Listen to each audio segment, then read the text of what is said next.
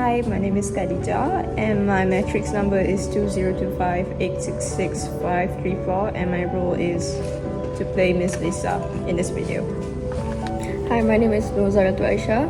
My number matrix is 2025870274 and my role for this video is a contractor. Hi, my name is Amani Binti Abdul Aziz. My matrix number is 2025861396. So my role in this video is as a lawyer. There are 4 elements of negligence. First is duty of care. The defendant owed a legal obligation to ensure the plaintiff's safety. Next is breach of duty.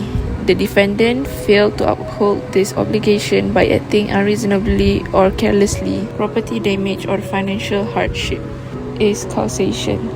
The defendant's action directly resulted in the plaintiff injury or losses. Lastly, damages.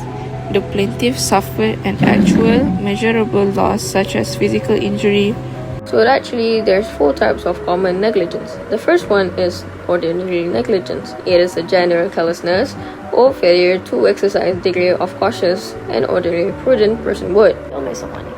Next is gross negligence, an extreme lack of care or a reckless disregard for the safety of others. Moreover, we have professional or medical negligence, when a professional fails to provide the standard of care expected in their field, often refers as the malpractice. Lastly is cooperative negligence, a scenario where multiple parties are at fault and damage are divided based on the percentage of each party's contributions to the harm.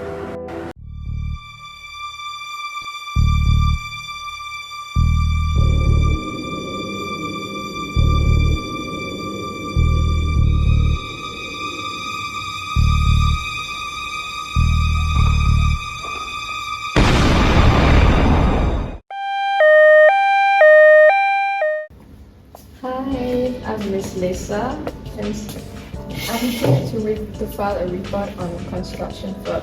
So it was last Saturday. I was walking past a building when a hammer fell and hit my arm.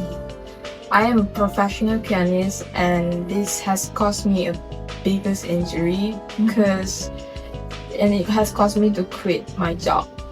Can I bring a claim in negligence against Probil Sedran Berhad or Elite Residences?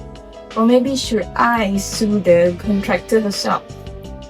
What damages can I claim for my injuries and loss? Hi, Miss Lisa. So I'm Amani. I'm a lawyer for you to advise about the negligence claim against Probil, as Probil is most likely liable for your injuries.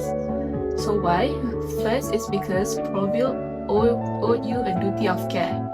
As a construction company carrying out renovation work in public area, Probil owed a duty to take reasonable care to ensure that members of the public were not injured by its activities.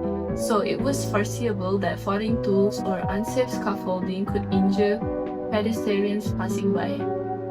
Second, Probil breached its duties. The collapse of the scaffolding platform and the falling hammer indicate a failure to maintain a safe working environment. This makes they are not professional enough, since a reasonable contractor would have ensured that the scaffolding was properly erected and that tools were secure. Not only that, the breach caused your injury. So the falling hammer directly struck you, Miss Lisa, and caused you a broken arm. So apply the but-for test, you would not have been injured but for Probil's negligence. Next, you have suffered a recoverable damage. So as we all know, you have suffered with physical injury, pain and suffering, medical expenses, loss of earnings and potential future loss of earnings if you can no longer work as a pianist. So since your profession depends heavily on the use of your arm, you may claim substantial damages for loss of earning capacity. And then, the disclaimer notice is unlikely to protect Probil. So the notice stating that Probil accepts no liability is unlikely to be effective against you because you are not a party to any contract with Probil and then you did not agree to the notice and your claim is based on the thought of negligence, not contract. So about the claim against residences, so Miss Lisa, you are less likely to succeed against elite residences because ProBuild was engaged as an independent contractor. Generally, a person who hires an independent contractor is not liable for the contractor's negligence unless special circumstances apply. So there is no evidence that elite residences was personally negligent. So to conclude everything, I would advise you to sue ProBuild Sendirian Berhad for negligence, since you have a strong claim because ProBuild owe you a duty of care and breach that duty by failing to ensure safety during the renovation works and directly cause your injury. So you should seek compensation for your medical expenses, pain and suffering, loss of income, and any future loss arising from your inability to continue your career as a pianist. So that's all from me. Thank you. For this case management, Miss Lisa's case is primarily a negligence claim against the ProBuild Sendirian Berhad. Nature of her case, Miss Lisa was a passerby who suffered a broken arm when a hammer fell from scaffolding during renovation work. She can argue that ProBuild owed a duty of care to members of the public near the construction site. ProBuild breached that duty by failing to ensure the scaffolding and worksite was safe. The breach caused the hammer to fall and injure her. As a result, she suffered physical injury and financial loss because her career as a pianist may be affected. If successful, she can claim the medical expenses, pain and suffering, loss of earnings, future loss of earning if the injury prevents her from continuing her profession as a pianist. Now, we are going through the legal principle of this case.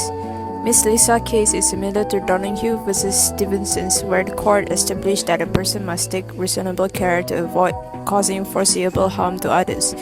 Who should she sue? The strongest claim is against ProBuild Sendirian Berhad because its employees were carrying out the renovation work and the accident arose from that work. She may also consider a claim against elite residences Sendirian Berhad, but it is generally more difficult to establish liability against the property owner when an independent contractor has been hired to perform the work.